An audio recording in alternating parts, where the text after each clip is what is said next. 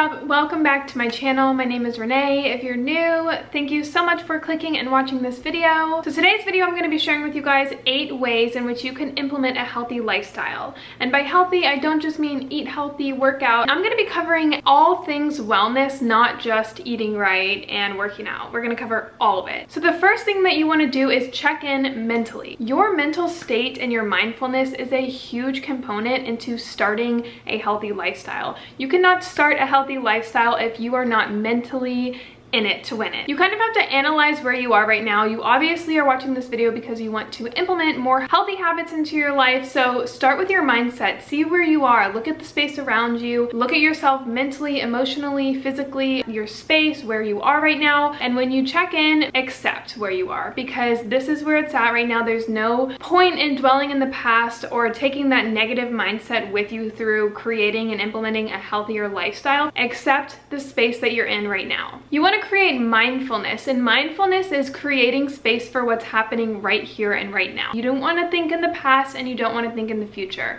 So creating this mindset and this mindfulness in the beginning of your healthy lifestyle journey is going to be detrimental to the success of it. So our mindset is kind of like an iceberg. 10% of our mind is the reflection of what we see externally, but 90% of our mindset stems from the internal reflection that we see, our internal world, rather than the physical world. You can create mindfulness through a multitude of different exercises: meditation, yoga, journaling, listening to music, taking a nature walk, practice gratitude, positive self-talk, positive narrative, set positive intentions for your day. Little things like that can definitely help in the mindfulness department. So the second step in implementing a healthy lifestyle is to give up your bad habits to make way for the new healthy habits. We all know what our bad habits are. We have habits or things that we do in our life that doesn't make us feel good emotionally, physically, and you know very well what that is in your life. Whether that's a person, a job, your diet, not working out, not getting enough sleep, things like that that you don't want to be incorporated into your life anymore. You're going to kind of write all the things that you want to let go of in order to create space for those new habits. An example could be if you watch,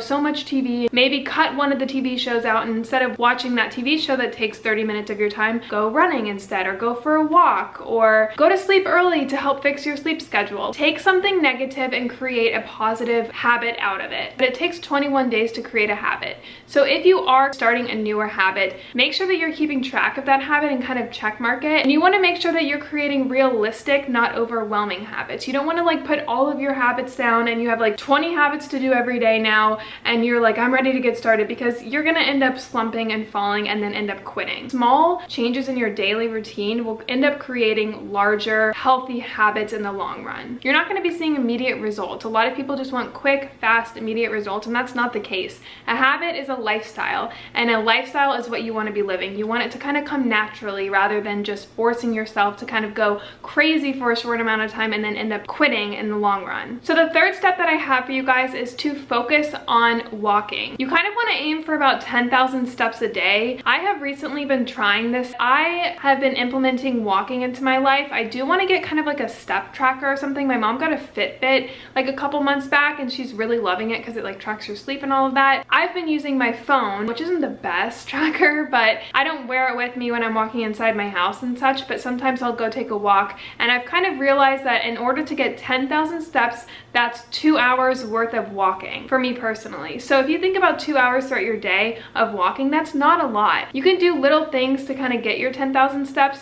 For example, you can park farther away from where you're going and walk to wherever you are, the grocery store or whatever, and walk back instead of parking super close. You can take the stairs instead of the elevator. If you have a pet, take them for morning and PM walks. If you work in an office, every 30 minutes or so, go take a walk around the building. If you're going to the bathroom for your bathroom break or a lunch break, take the longer route rather than the shorter route. If you have groceries, instead of taking all the freaking bags in one round, I have 3 flights of stairs that I do this with, take 2 bags at a time and go up and down and up and down and up and down the stairs. And you'll be amazed at how much walking you can kind of incorporate into your daily routine. Our society is so solitary based now that it's really sad. It causes so much physical damage, but also mental damage. This creates glitches in our brain functions. It creates loss of connection to the world, which then increases depression. So much to benefit from actually moving your body. Movement creates flow, not only with your organs, but with your brain and just happiness in general. So the 4th step in order to implement a healthy lifestyle is, of course, fueling your body with the correct exercise and food. This is extremely important. When it comes to diet and exercise, diet always trumps exercise. You can't have a healthy lifestyle if you're working out, but then you're eating like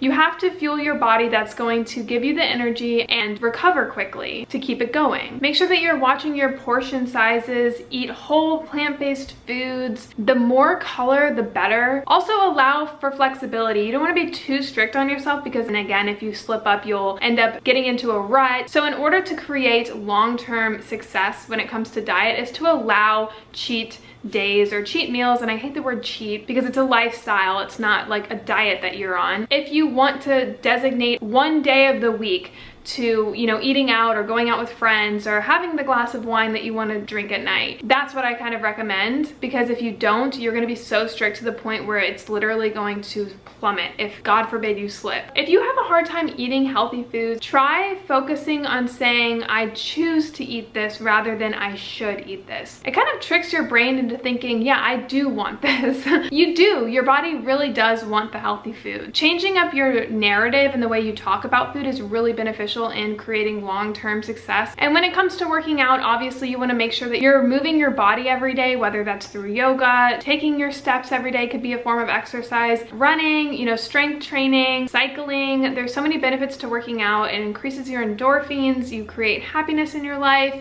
and of course you get the body you want. Who doesn't want that? So the 5th thing to implement a healthy lifestyle is to learn something new every day. So many different ways to get knowledge today. You can watch a TED Talk, watch a YouTube video, listen to a podcast. I personally love to read. You can work on your skills, whether that's cooking, gardening, art, call a friend and have like intellectual conversations. I do that a lot with my friend Chase. He's like super religious and I'm super spiritual, so we'll sometimes like debate in a really healthy way, ask each other questions about like our different views. It's just a really fun way that I kind of learn about religion. There's actually something called the Intellectual Devotional that I'm going to put on my Christmas list this year. It's basically a journal that has like over 360 lessons or something you like do once every night, and they have like, you know, history, mathematics, fine art, philosophy, and it's like a lesson a day, and they're really simple, short ways to kind of keep up with your education, and I found that like so amazing. If you guys want to check it out, I'll leave it linked down below, but I definitely want to get that for Christmas this year. So when you learn something every day, not only does it spark your creativity, but it also motivates and keeps your inspiration up and going. It kind of keeps that drive. Keep implementing healthy lifestyles and find new ways to implement healthy lifestyles, and overall just is such a great benefit. So the 6th thing that I have for you is a nightly cleanup. And when I say nightly cleanup, I mean your environment, your space. You know, do your dishes, dust, mop, create space for like a positive morning. Put your workout clothes out and your running shoes out if you want to work out and run in the morning. Just kind of create space for a positive tomorrow. No one likes to wake up to like a messy apartment or a messy room in the morning, because that will just make you feel ugh and sluggish. But not only that, mentally give yourself a nightly cleanup, whether that's journaling, meditating, practicing your daily gratitude. I like to do my daily mantras at night, and I'll kind of just reflect on my day. Create stillness in your mind, because the day is so overwhelming and we become consumed with our thoughts and everything that's going on that when we get to the end of the day, not only do we have trouble sleeping sometimes, but our mental chatter, it can kind of create the start of the new day and that mindset. So kind of just give yourself a mental dump, a mental cleanup every single night, not only for your environment, but mentally as well. And the 7th way to implement a healthy lifestyle is to keep the 8 dimensions of wellness in your mind at all times. Like I said in the beginning of this video, it's not just working out and eating healthy. There is so much more